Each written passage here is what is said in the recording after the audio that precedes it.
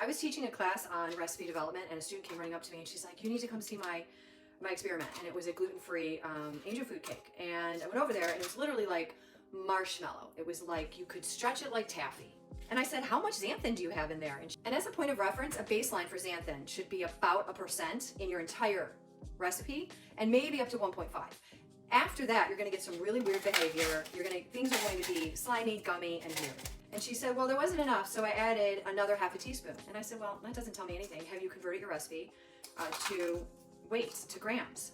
And she said, no, and that was a requirement of the class. So I said, go home tonight, convert your recipe. So she went home, she came in the next day, and she was all excited. And I said, what's going on? What happened? And she said, you're not gonna believe it. I put it into the magic spreadsheet, and guess how much it is? And I thought, well, what's the worst case scenario? So I guessed 4%. She said, no. 8%. Gluten-free days in class were kind of tough because a lot of people had a sensitivity to gluten, including me, stomach ache and headache. So 8%, 8%.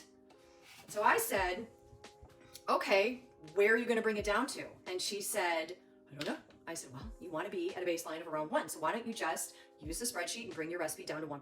Don't change anything else, because if you change anything else, you won't know what the effect was. So she very quickly went on the computer and changed it, printed it out, and then did a recipe. And I'll tell you what, it was a good baseline for her to start.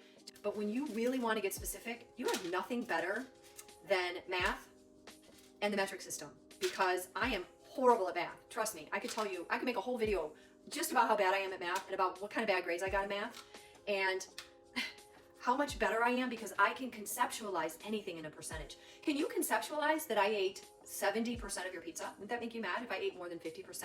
See, I know you get that, and if you get that, you can understand the difference between 8% xanthan in your recipe and 1%. You can? And then you have such power. Power, skills, and understanding. I mean, you literally kick butt anywhere you go. But for those who are looking to really gain control over things like vegan baking, gluten-free baking, or maybe you're trying to take a chocolate chip recipe that you've developed and you're trying to hone in on what makes it special so that it's just not a mystery, you're going to want to use Baker's Percentage, okay? So it's not just for bread. I use it for recipe development.